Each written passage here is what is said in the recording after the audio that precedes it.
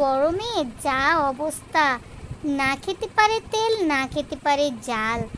তার চেয়ে বরং একটু লবণ পানি দিয়ে খেয়ে নিলে ভালো হয়। কেমন হয় বন্ধু বলুন তো?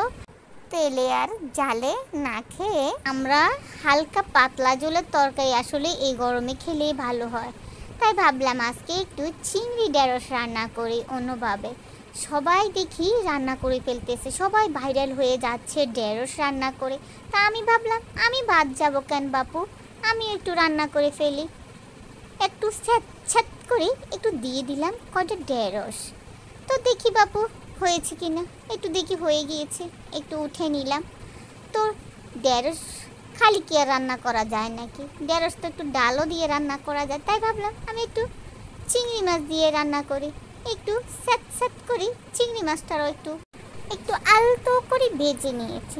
যাক বাপু, চিংড়ি মাছটা হয়ে গিয়েছে। এখন আমার না ইদানিং মন চায় খালি বোম্বাই মরিচ খেতে, কিন্তু বোম্বাই মরিচের স্বাদটাই পাই না, কেন জানি সব কিছু স্বাদে চলে গেছে বাপু।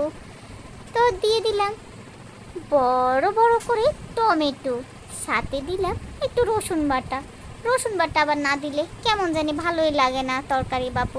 আমার কাছে রসুন বাটা না দিলে তরকারি মনে হয় তরকারি রান্না হয় না। তো অল্প অল্প করে আমি সব মশলা একটু একটু করে দিয়ে দিয়েছি। ওই যে বললাম একটু জলে তেলে কম খেলেই ভালো হয়। তো একটু পরিমাণে পানি দিয়ে দিলাম। আসলে দেখতে পাচ্ছেন আমার তরকারিটা কিন্তু লাল কালার দেখা যাচ্ছে অনেক, কিন্তু টমেটোর কারণে বাপু এত লাল দেখা যাচ্ছে। আমি অত জাল দিই নাই বাপু। যে ঢেঁড়সগুলারে আগে থেকে একটু ছ্যাঁত ছ্যাঁত করে ভেজে নিয়েছি, এখন সবগুলোকে দিয়ে রান্না করে নিচ্ছি। বাপু যে গরম পড়েছে, এই গরমে যদি একটু জালে তেলে খাওয়া হয় আরও মাথার উপর দিয়ে উঠে যাবে দুনিয়ার রাগ। তো বাপু এত কিছু সামলাইকে, তার চেয়ে বরং একটু ঠান্ডা ঠান্ডা জ্বলে জ্বলে তরকারি রান্না করে সবার মাথাটা ঠান্ডা রাখি, কি বলেন? তো দিয়ে দিলাম একটু আস্ত কাটা কাঁচামরিচ, আর সাথে মাখামাখি ধনিয়া পাতা। সেটা তো বাপু আমার না দিলে চলে না। কেউ আবার ধনিয়া পাতাটা পছন্দ করে না। থাক বাবু, কার কে পছন্দ করলো না না করলো আমার জানার বিষয় না। আমি পছন্দ করি তাই আমি সব তরকারিতে দেব। তো অবশেষে জ্বলে তেলে তরকারিটা হয়ে গিয়েছে। দেখছেন একদম পাতলা পাতলা ঝোল রেখেছি চিংড়ি মাছ আর ঢেঁড়স দিয়ে।